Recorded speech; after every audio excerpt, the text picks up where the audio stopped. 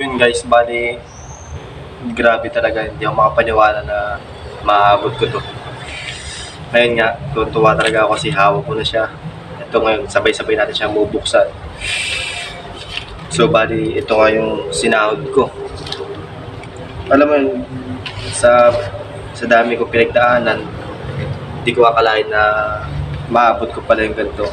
Kaya maraming salamat talaga sa mga lahat ng sumuporta sa akin at naniwala.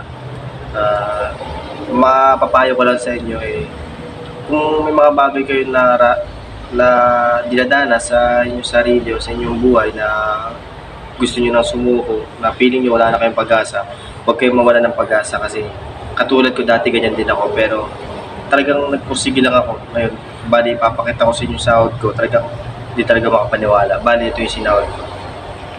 Yan o, grabe. Kita niyo ba yan guys? Yan, ayun yung sinahod ko. Grabe. Hindi talaga makapaniwala. So yun guys, bali nga sobrang nagpapasalamat talaga ako dahil kasi kung hindi dahil sa inyo, hindi ko mararating doon mga to, saka hindi ko maabot yung mga naabot ko ngayon, di ba? Kaya inspired ko lang kayo na sana yung iba sa inyo pagpursigin niyo lang, maabot niyo rin yung mga pangarap sa buhay, saka magtiwala lang kayo. Kasi ako, ito unang sahod ko lang to, bali ito yung sinahod ko, di ba? Makikita niyo naman, ang laki talaga.